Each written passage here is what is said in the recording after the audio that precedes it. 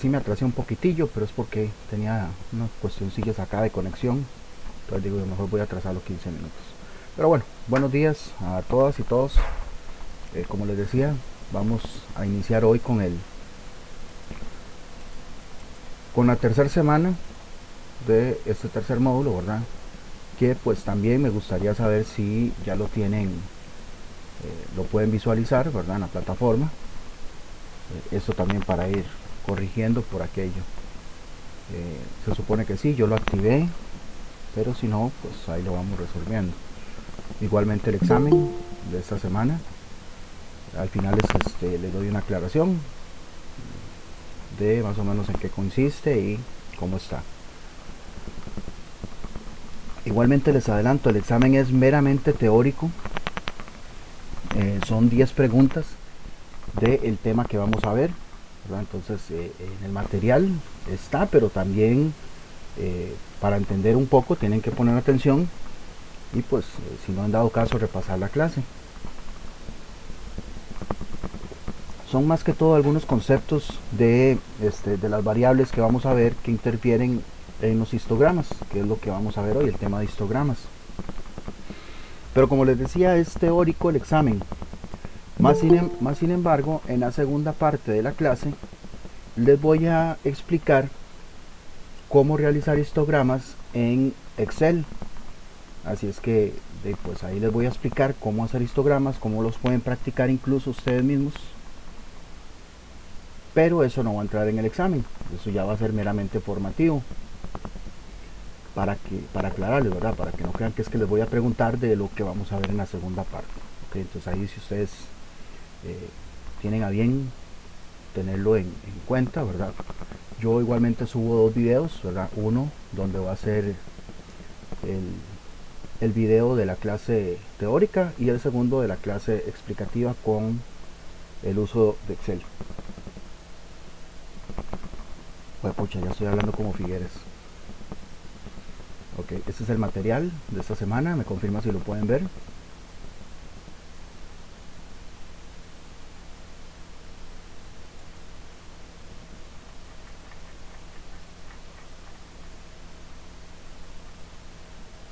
Material de la tercera semana, me confirma si lo pueden ver acá en lo que estoy proyectando. Sí, profe, se Sí, ve. Okay.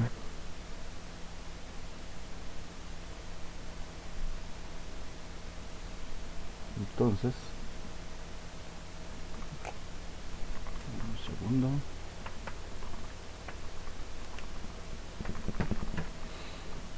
Ok, esta es una de las herramientas que habíamos mencionado en su momento en el módulo anterior, en el módulo de herramientas de calidad. Es una herramienta que nos permite ver de manera ordenada un conjunto de datos. Generalmente ese conjunto de datos son muchos, son de 100 para arriba, ¿verdad? Y podemos ver cómo están distribuidos. Por eso es que se le llama también distribución de frecuencias, porque vamos a ver esos conceptos acá, ¿verdad? Lo que conlleva a lo que es una frecuencia, y en este caso la frecuencia que vamos a utilizar en los histogramas son frecuencias agrupadas o en grupos. Entonces eso es, digamos, de las cosas más importantes que tenemos que tomar en cuenta, que vamos a trabajar en grupos en el histograma, ¿verdad? No ustedes, que de nuevo si no toman ahí, si no van a creer, vamos a trabajar en grupos entonces. Bueno, la gran utilidad que tienen estas herramientas histogramas es que pues todo ese conjunto grande de datos se pueden organizar de una manera gráfica, o sea, mediante un diagrama, y poder observar cómo se están distribuyendo los datos y hacia dónde tienden a estar centralizados. Por eso es que en la clase pasada vimos un poco lo que eran las tendencias central, ¿verdad? Mediana, moda y promedio. Entonces, esa es una de las grandes utilidades. Además de obviamente obtener comunicación clara y efectiva. Esto porque muchas veces se comparte la información dentro de los mismos miembros de la empresa, ¿verdad? En algunos casos mediante pizarras informativas o pantallas donde se comparten histogramas, como los que vamos a ver, y pues si uno sabe interpretarlos, excelente, ¿verdad? Pero la idea es que tener un poco de comunicación y saber hacia dónde se están dirigiendo los datos de la producción, ¿verdad? Obviamente también interpretando los resultados y pudiendo identificar anomalías. Los histogramas como tal tienen diferentes formas, ¿ok? Y pues se van a representar en diferentes tipos, ¿verdad? Como por ejemplo esta forma J, que es exponencial, bimodal, que tiene una forma como de peine, una campana, ya sea que esté sesgada hacia la derecha o sesgada hacia la izquierda. Ahí van a tener diferentes formas, pero nosotros con la forma que vamos a trabajar es con la forma simétrica, que es lo que se conoce como campana de Gauss o distribución normal, que va a tener esa forma. Así que con esas formas de los histogramas son con las que vamos normalmente a trabajar para esos efectos. Pregunta, ahora que me acabo de acordar, un segundo.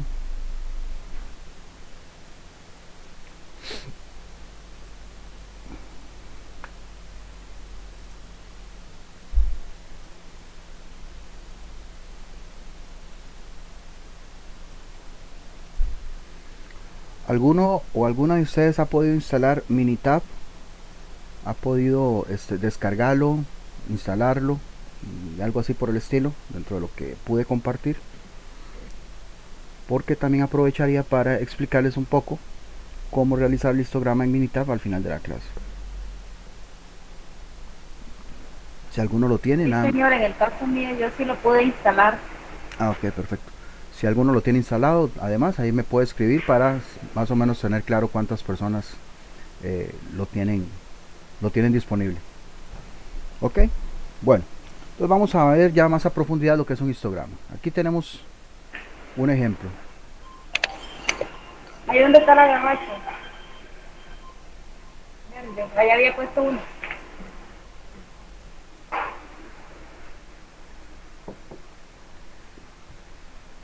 Ahí sí me ayudan con el micrófono, por favor. Sí, señor, disculpe. Bueno, aquí tenemos esta serie de datos. Aquí tenemos esta serie de datos a modo de ejemplo para poder explicarles cómo se construye un histograma. Ok, estos datos acá como están, tienen una cualidad y es que están ordenados. Están ordenados de menor a mayor, ¿verdad? Pero que quede claro que eso en la vida real no pasa.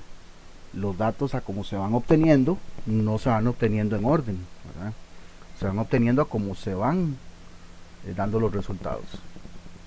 Pero bueno, hice esto así a propósito para poder explicar un poco la distribución de frecuencias y que lo podamos ir manejando. Como ustedes pueden ver, los datos inician con 57 y terminan con 64. Acá lo podemos ver de esa manera porque están ordenados.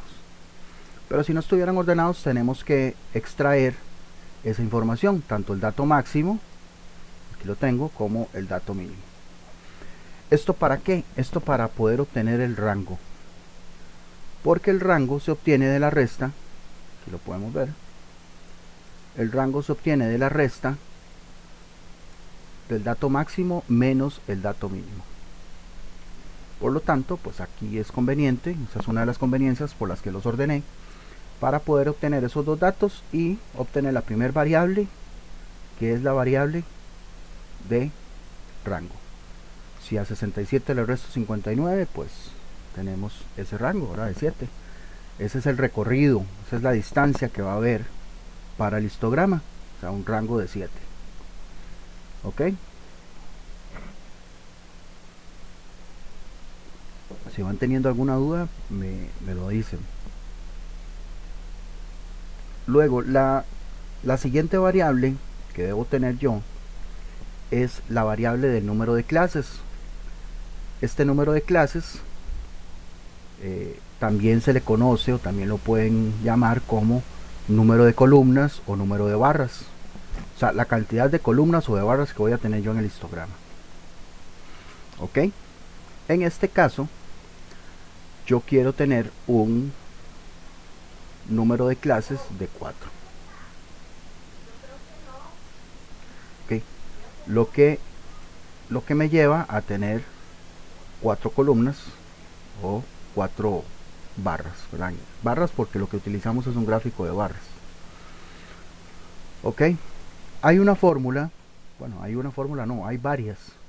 Acá yo coloco esta como a modo de recomendación cuando tenemos muchos datos de 500 para arriba, donde podemos utilizar esta fórmula para obtener un número de clases sin tener un criterio.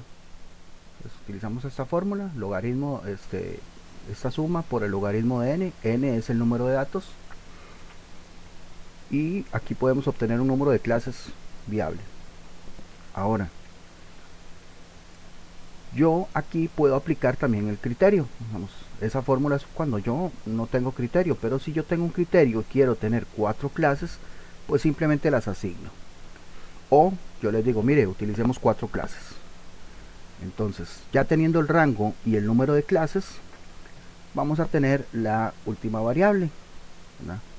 Donde ahí sí necesito tener esas dos claras, porque para el ancho del intervalo o el intervalo, ¿qué significa esto? El ancho de intervalo, eso va a significar la distancia que va a tener cada columna o cada clase.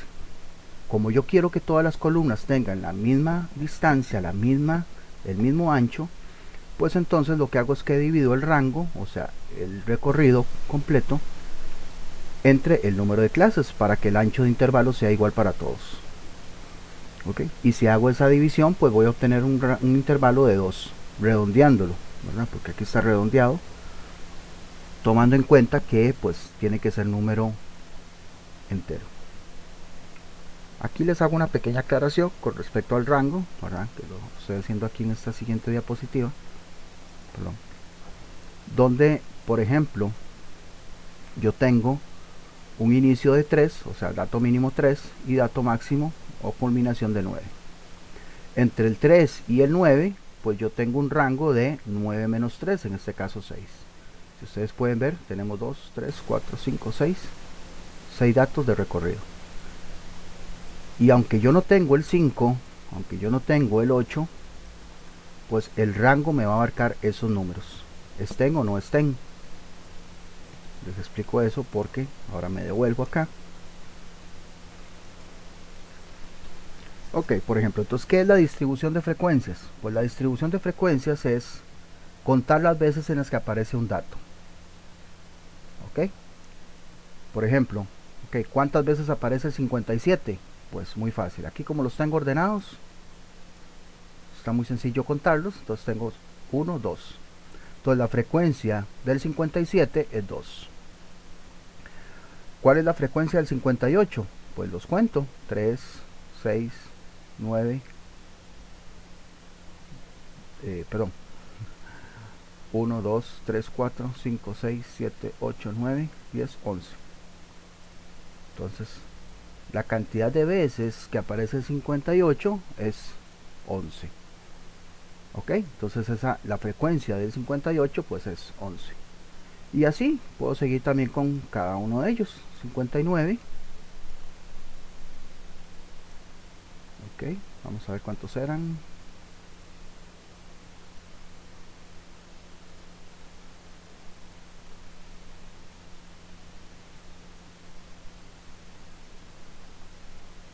Bueno, según yo me dio 20. Si alguno le da diferente, me dice. En el 59, ¿verdad? Ok, entonces ahí puedo ir con la distribución. Creo que es 21, más bien me pasé. Me faltó este. Entonces ahí podemos ir viendo y haciendo la distribución de frecuencias con la que aparece cada una de los datos que yo tengo ahí. Pero okay, aquí es donde van a aplicar lo que dije al principio. Pero nosotros en histograma trabajamos con datos agrupados. O sea, los datos que yo voy a utilizar los voy a agrupar.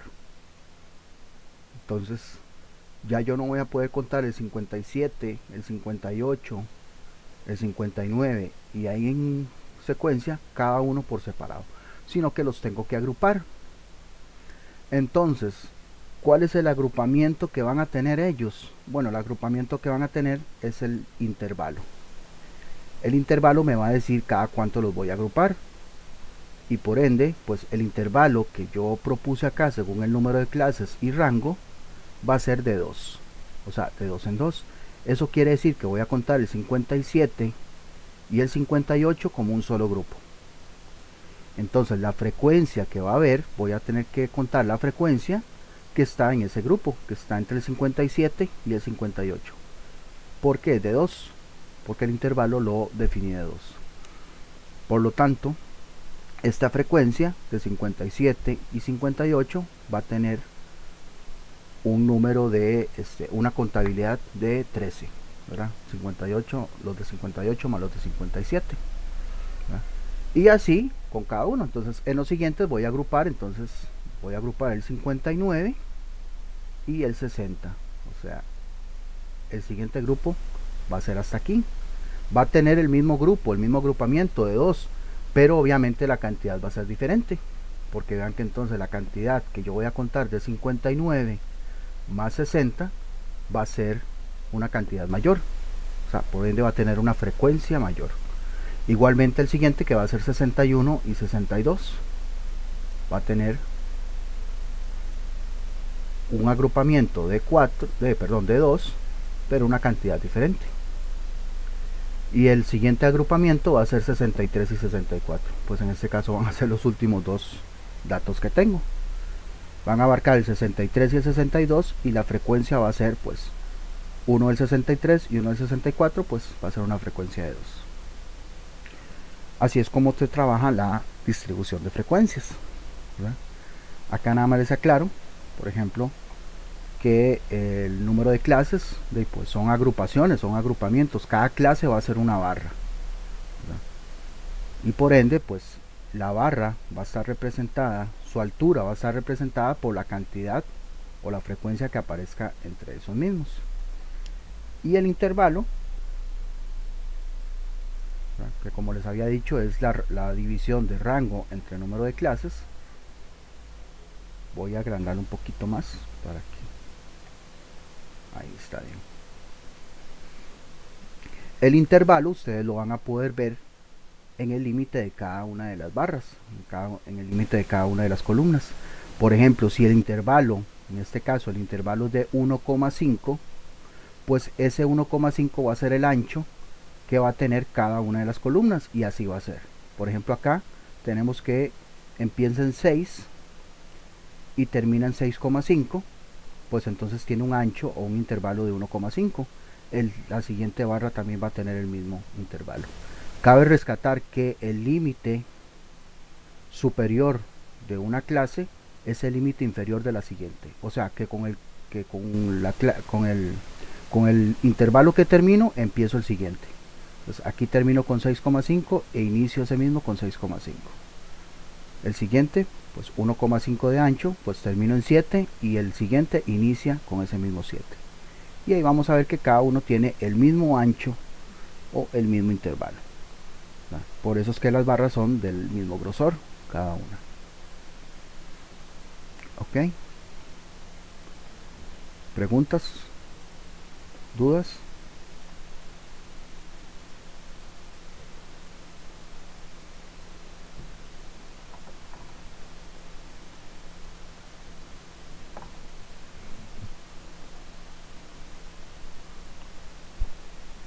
Bueno, nadie con ninguna pregunta, con ninguna duda.